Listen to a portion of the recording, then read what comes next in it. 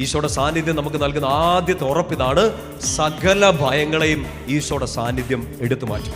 കടത്തെ ortho, നിങ്ങളുടെ രോഗത്തെ ortho, നിങ്ങളുടെ സങ്കടങ്ങളെ, നിങ്ങളുടെ കണ്ണുനീരുകളെ ഓർത്തോ, നിങ്ങളെ ഭയപ്പെടുത്തുന്ന എന്ത് കാര്യമാവട്ടെ, ഈശോ പറയാണ് ഇന്ന് ഈ മണിക്കൂറിൽ ആദ്യത്തെ വാഗ്ദാനം ഈശോ നിങ്ങളോട് തരികയാണ്, ഭയപ്പെടേണ്ട.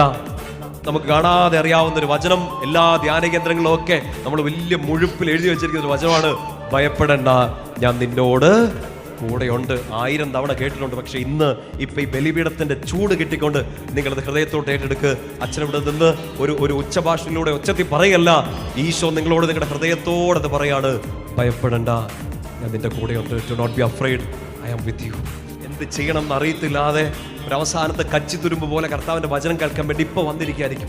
ഒരു പക്ഷേ ഓൺലൈനിൽ ഇതൊന്ന് തുറന്ന് കർത്താവെ എന്തെങ്കിലും ഒരു ആശ്വാസം കിട്ടട്ടെ എന്ന് ഒരു സങ്കടത്തിൽ നിന്ന് നിങ്ങളിത് കേട്ടുകൊണ്ടിരിക്കുകയായിരിക്കും. ഈശോ ഹൃദയത്തിലോട്ട് അത് പറയട്ടെ, ഭയപ്പെടണ്ട, ഞാൻ നിന്റെ കൂടെ ഉണ്ട്. ഹല്ലേലൂയ. വിശുദ്ധ പഴയ നിയമത്തിൽ മറ്റൊരു സുന്ദരമായ വായനയാണ് സഫാനിയ പ്രവാചന പുസ്തകത്തിൽ 3-ാം അധ്യായം 16-17 വാക്യങ്ങൾ.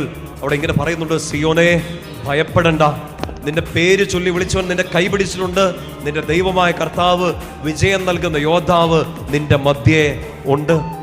പേടിക്കണ്ട. ദൈവമക്കൾ കേൾക്കേണ്ട ആദ്യത്തെ സുവിശേഷം അതാണ്, ഭയപ്പെടണ്ട.